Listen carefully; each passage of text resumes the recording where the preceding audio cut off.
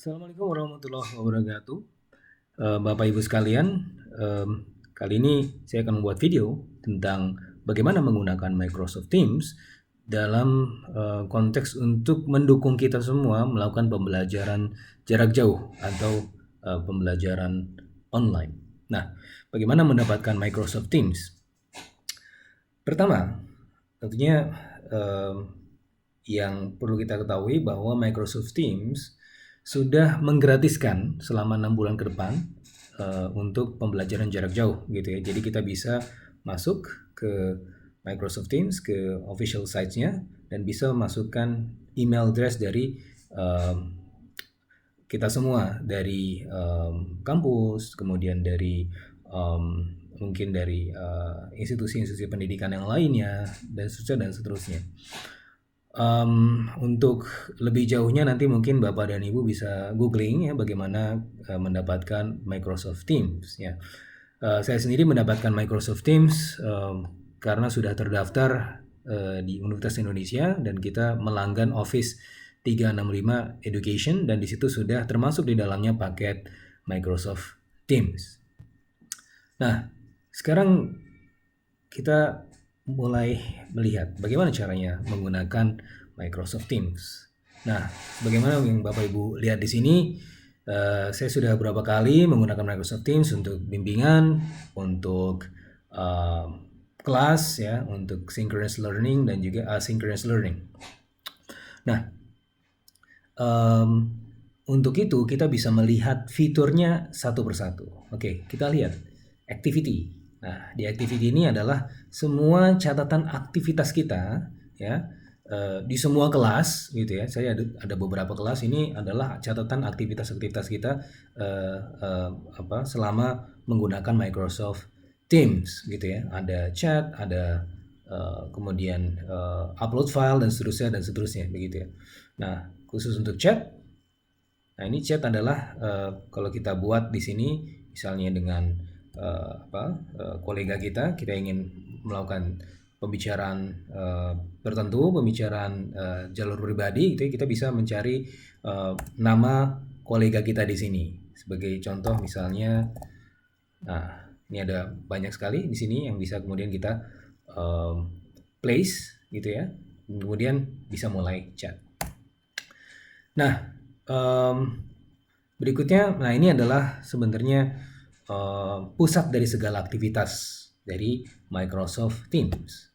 Nah, di sini kita lihat saya sudah membuat beberapa kelas ya, yang mana memang sesuai dengan tugas saya selama 1 semester ke depan. Ada kelas ekonomi perdagangan internasional dan juga kemudian ada kelas-kelas lain dan juga ada kelas bimbingan. Nah, bagaimana meng-create ini semua? Pertama, kita klik join atau create team. Jadi bisa create team ya atau bisa join team ya. Join team ini bisa kita lakukan kalau kita sudah mendapatkan kode ya yang di-share oleh teman kita atau dari dosen kita gitu ya. Nah, dalam kasus ini saya sebagai dosen, saya akan membuat kelas gitu ya, create team. Nah, ini ada banyak pilihannya gitu ya. Ini adalah untuk aktivitas kolaborasi, ini adalah untuk interaksi bersama staff, dan juga ini adalah interaksi dengan sesama komunitas gitu ya. Tetapi yang dalam konteks pendidikan jarak jauh yang lebih sering digunakan adalah kelas. Nah, coba di sini kita akan melihat ya dan membuat kelas. Coba kita lihat di sini tes deskripsi, ini adalah kelas tes. Oke, next. Creating team. Nah, di sini kita bisa langsung ya mencari student, siapa aja yang udah ada di list grup kita ya. Bisa kita panggil satu-satu ya, mention misalnya tadi. Nah, kita masukkan atau kita bisa skip ya. Dan kemudian, nah ini muncul kemudian kelas kita, kelas tes. Bagaimana memasukkan member? Klik ini butir 3 di sini, 3 titik kecil di sini. Klik manage team Dan setelah itu kita di sini melihat cuma ada satu, ya, saya sendiri, ya, sebagai owner. Nah, di sini kita bisa meng-add member.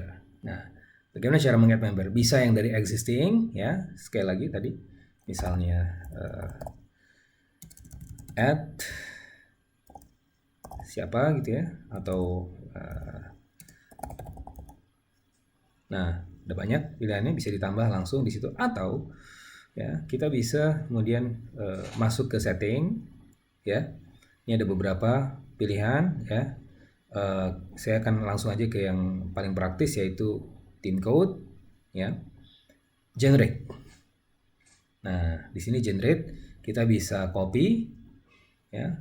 Sudah copy, kemudian kita bisa men-share ini ke kelas gitu ya. Jadi saya biasanya mengcopy ini dan kemudian membagikannya dengan ketua kelas, dan dia bisa share juga ke teman-temannya, sehingga kemudian dia bisa join ke kelas ini gitu.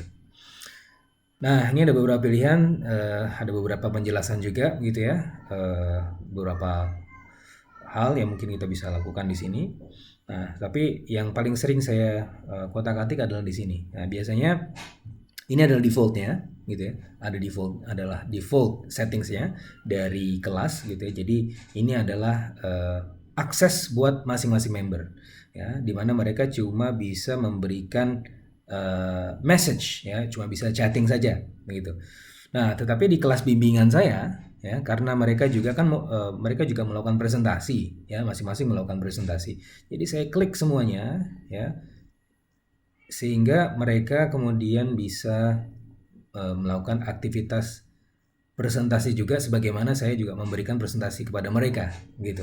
Jadi ini adalah dua arah gitu ya, saya bisa memberikan presentasi dan mereka juga bisa memberikan presentasi ke saya gitu.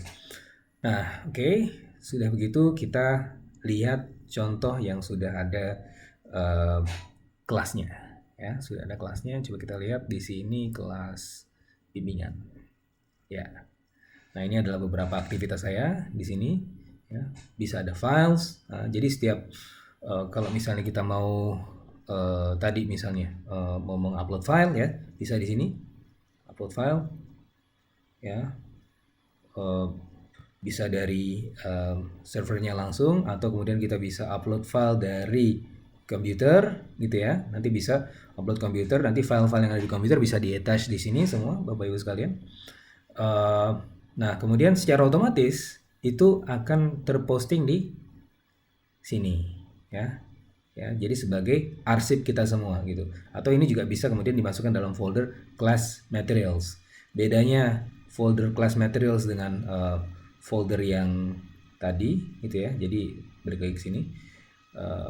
Bedanya antara class materials dan juga di luar class materials adalah ketika di class materials itu khusus untuk si teachernya atau si educator atau si dosennya gitu ya, dan di situ tidak bisa diedit, dan untuk yang lain itu bisa. Nah, balik lagi ke menu chat ya dengan Teams bimbingan, ya, masuk lagi ke sini. Nah, yang juga menarik adalah di sini gitu ya, misalnya coba saya lihat ada file yang dibagikan di sini. Nah, ini ada file yang saya bagikan di sini, dan juga kemudian mahasiswa-mahasiswa juga bisa mengirim file di sini. Dan yang menarik adalah kita bisa mengedit bersama-sama, bisa kolaborasi gitu ya. Jadi edit in Teams gitu ya. Nah, di sini kita bisa mengedit nih. Jadi saya kalau misalnya mahasiswa saya juga lagi aktif, ini mereka juga bisa mengedit nih. Jadi kita ada semacam kolaborasi di sini, dan ini sudah sudah ada di OneDrive ya. Jadi fitur ini sebenarnya merupakan turunan dari OneDrive, atau kalau familiar dengan Google ada Google Drive gitu ya. Jadi itu ada aktivitas Google Docs yang juga buat kolaborasi sama-sama gitu ya. Jadi kita nggak usah save file terus kemudian kirim, terus kemudian mereka kirim save file lagi, mereka revisi dan kemudian di save kemudian dikirim ke kita, nggak usah. Jadi bisa langsung kolaborasi di sini ya. Sebagai contoh di sini ketika saya edit gitu ya, dan mereka juga bisa melihat ya, bisa melihat apa yang saya lakukan gitu ya. Kalau misalnya memang ada mahasiswanya juga yang secara aktif bersama